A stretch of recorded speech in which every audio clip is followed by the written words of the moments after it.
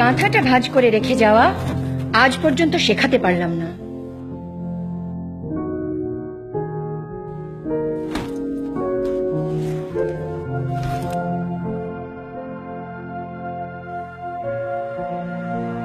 তুমি এমন করো কেন মা? তোমার কি মনে হয় আমি এখনো সেই ছোট্ট বাবুটাই আছি? আচ্ছা তুমিই বলো, তুমি না আমাকে তোমার বাবা ডাকো?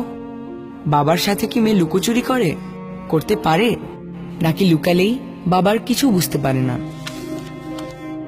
আমি তো বড় হয়েছি মা, বড় হচ্ছি।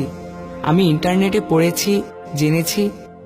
জানার পর থেকে প্রতিদিন আমি স্রষ্টাকে শুকরিয়া জানাই যে খুব স্বাভাবিক কাজটা নিয়ম মাফিক আমার মায়ের জীবনে ঘটে দেখেই আজকে আমিও আছি।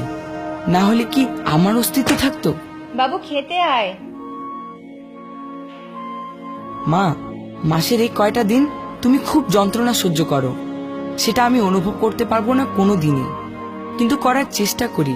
কি হয় যদি নিজেকে একটু স্বস্তি দাও, অন্তত ওই সময়টায় হোক না একটু কাজের অসুবিধা, একটু এলোমেলো, একটু অনিয়ম। তোমার জ্বর, কাশি, মাথা ব্যথা হলে আমি দৌড়ে ওষুধ এনে দেই।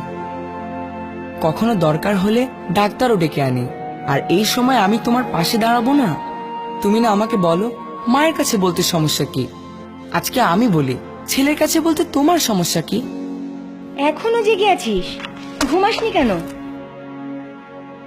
এবার মাদার্স ডেতে তুমি আমাকে প্রমিস করো, এরপর থেকে তোমার এই বিশেষ সময় তুমি রেস্ট নিবে, নিজের উপর আর জুলুম করে কাজ করবে না মা, প্লিজ। নিজের স্বার্থেই বলছি। তুমি আরামে না থাকলে আমার আর বাবার আরাম নিয়ে কে মাথা ঘামাবে?